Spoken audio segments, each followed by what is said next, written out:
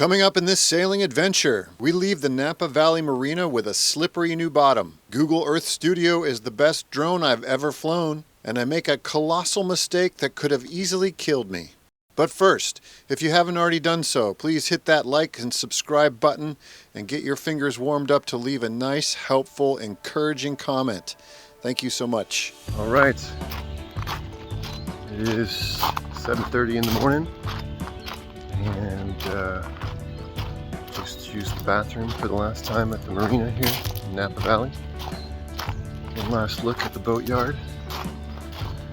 Today my friend Remus is here again, and we are going to set sail here down the Napa Valley, or Napa River I guess it's called, and try to get as far as Oyster Point, which is Dagny's new home. Today it's about 40 miles, and I think we might have some favorable wind, so maybe we won't have to motor the whole way. Kind of on a schedule, got to get down there. Can't dilly-dally.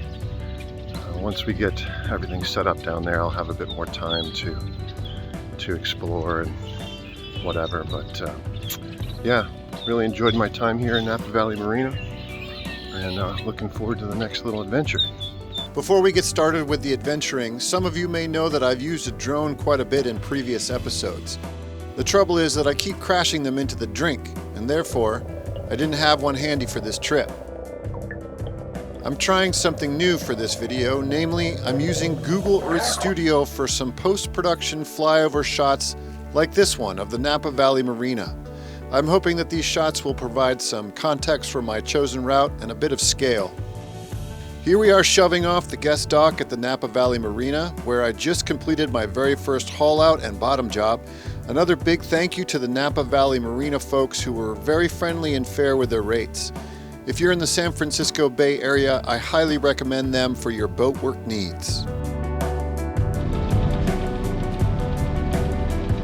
The conditions were glassy calm when we started down the Napa River. We did time it to take advantage of the outgoing tide. The first landmark is just south of the marina and is a railway lift bridge. I don't think this rail line is being used anymore, so it is permanently open. No need to call anyone, and it makes for a good landmark when you're coming up the river.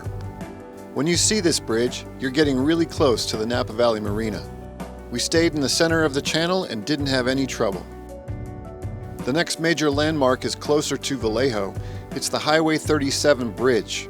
This bridge is plenty tall for boats of all shapes and sizes. All right, passing the first bridge. Oh, look, Mr. Seal.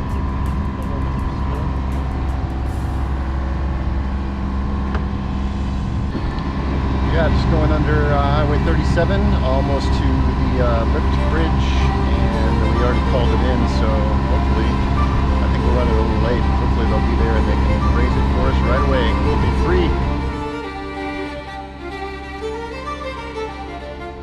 Because we left on the falling tide, we had about a knot and a half of helpful current. Kind of see the current there a little bit. Got a bit of current going.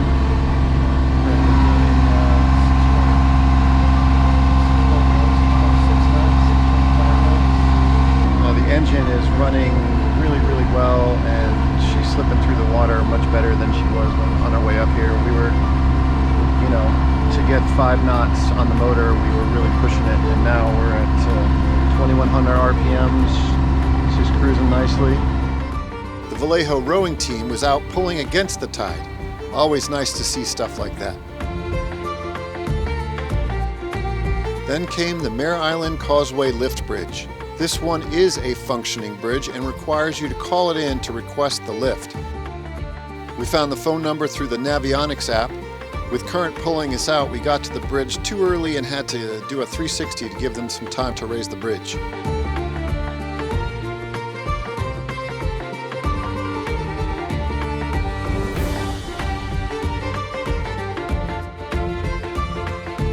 Once we were past that, there was a little lazy swell in the Mare Island Strait, but it was still glassy calm, and there was very little traffic, which gave me some time to reminisce on my time spent in Vallejo when I first moved out to California.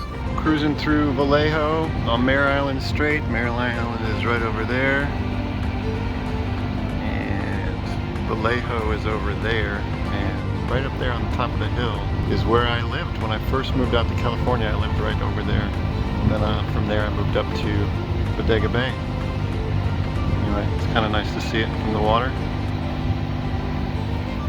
Very calm. I was thinking maybe we would rig up some sails at this point, but there's no wind, not a breath. It's supposed to be filling in here a little bit later. Hopefully we'll get some good wind. The Mare Island Strait can be very busy with regular ferry traffic. In this digital flyover, you can see where the Mare Island Strait, or Napa River, empties out into San Pablo Bay. This is where I expected the wind to fill in, and it did, but right on the nose. I think now would be a good time to point out my biggest mistake of the day. Can you see it? That's right, ladies and gentlemen, I am not wearing a life jacket. Things had been so calm when we left that the idea of wearing my life jacket just hadn't crossed my mind. This is clearly a mistake, and the reason I'm mentioning it here. I was feeling overly confident that I had an extra hand on board, and it just slipped my mind. It was a mistake. I know. No, seriously, you don't need to mention it in the comments. Also, it gets worse before it gets better. Back to the adventure. Here I am fiddling with the sails a little too early. What little wind we did have was right on the nose, kind of funneling up the river. So we rolled up the head sail again and motored for another half mile or so until we got out into San Pablo Bay. In these Google Earth shots, I've added a yellow plot line to show where we came from and our intended path towards San Francisco. As soon as we turned the corner into San Pablo Bay, the wind picked up immediately and Dagny started heeling over and showing off her new slippery bottom. I eased out the main and unfurled the head sail, and we were off and running at 7 knots. This is about the fastest I've ever got Dagny going, and it was a glorious feeling.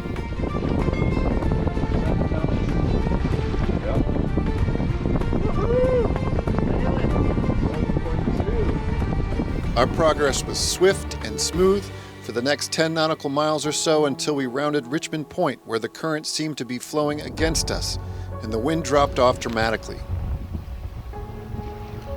This brought our speed down from a blistering 7.2 knots to about 3.5.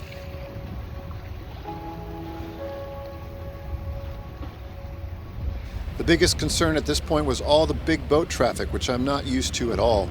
Here's a shot of a sailboat about Dagny's size against one of the big freighters.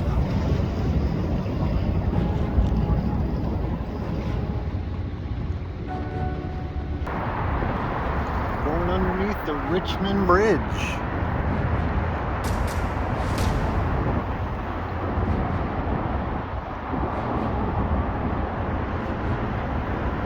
That is Red Rock. They call it Red Rock right there.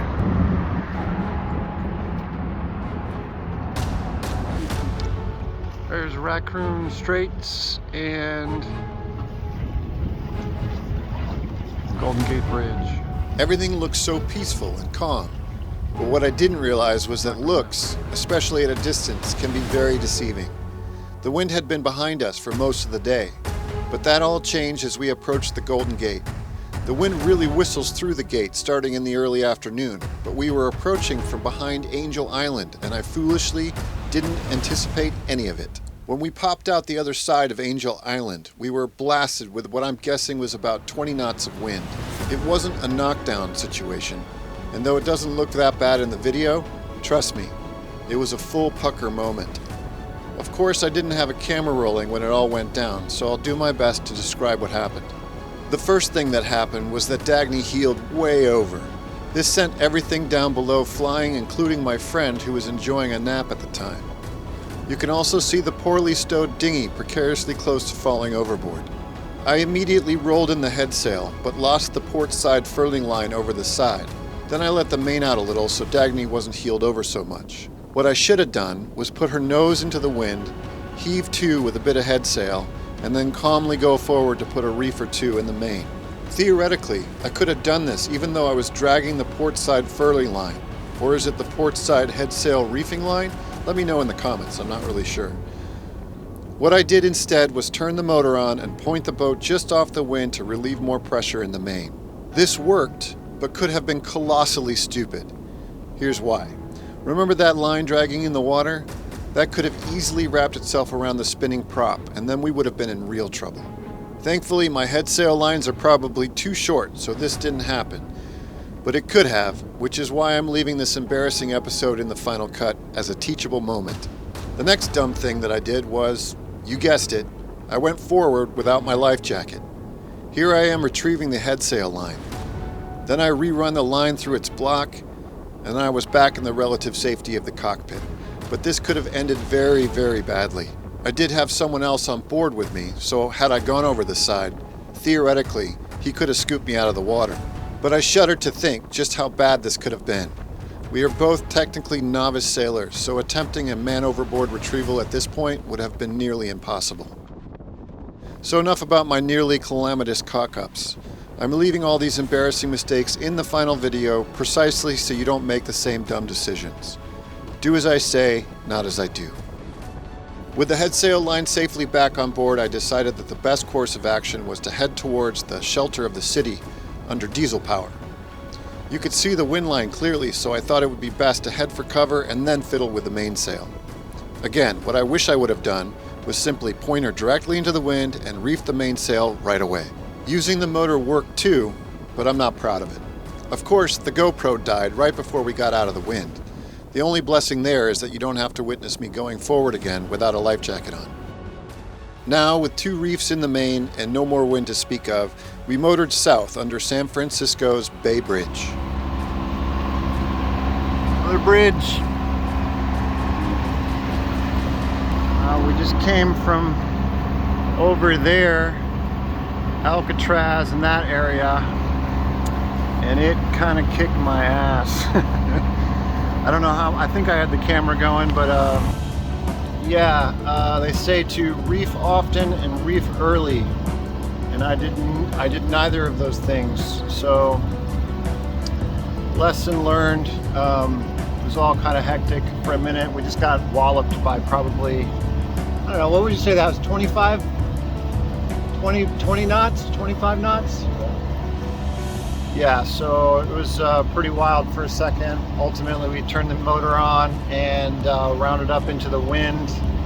I went forward and put a reef in, or 2 reefs in the main. Managed to do that under pressure, which was cool, but like just made me really nervous, and should have known better. I knew that area was crazy. It always gets a little nuts right there, and I should have been prepared, but I was not. I had all the sails up. Oh well, live and learn. I'm not dead yet.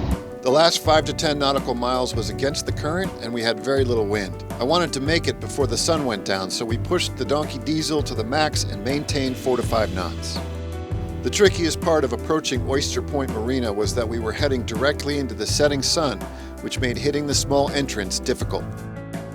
Here I am, still not wearing a life jacket, going forward to run a bow line.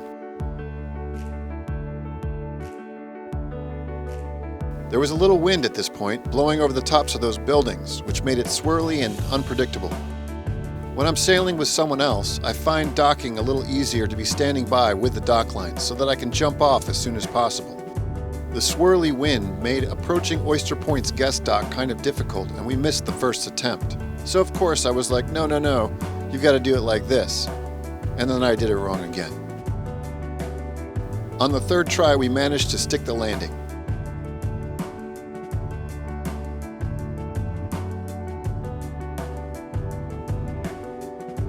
Finally, there was nothing to do but have a beer and discuss how we could have died.